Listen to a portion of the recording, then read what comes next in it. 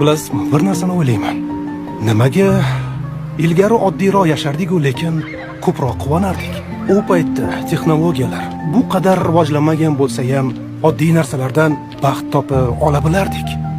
Misol uchun, kirni qo'lda yuvardik, gilamlarni kosada. To'g'ri, bel og'rirdi, charchardik, lekin ko'piklar bilan o'ynab xursand bo'lardik. Yana eslasangiz, mahallada faqat bitta uyda telefon bo'lardi. Nimadir zarur gap bo'lsa, o'sha uyga borardik. Bir-birimiznikiga tez-tez borib turardik. Samimiy suhbatlar, bir xona to'la odam, qiziq gaplar, kulgu, tabiiylik, shu oddiylikning o'zida rohat bor edi. Keyin bitta mashinaga 6-7 kishi bola chaqa bilan chiqib, yopishib, siqilib, qiy-chuv qilib ketardik. O'shanda yo'lning o'zi bayram edi. Bugun esa kirni mashina yuvadi. Telefon hammamizda bor, ammo qo'ng'iroq qilishga vaqt yo'q.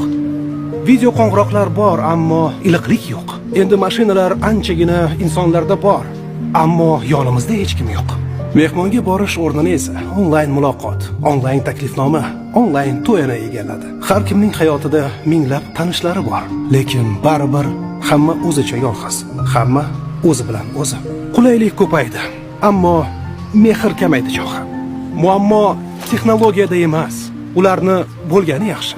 Muammo bir-birimizga yaqin bo'lishni unutganimizda. Baxt bir piyola choy ustida suhbat qurishda, ota-onani ko'rgani borishda, farzandlaringizni o'sib borayotganini kuzatishda, yaqinlarimizni holidan xabar olishda, umuman oddiy narsalarda. Shuning uchun zamon qanchalik o'zgarmasin, qulayliklar qanchalik ko'paymasin, inson o'z insoniyligini yo'qotmasligi kerak. Chunki texnologiya o'rnini texnologiya bosadi, telefon o'rnini telefon bosadi. Inson o'rnini esa hech narsa bosa olmaydi. Xayrlashmadiga, ko'rishguncha.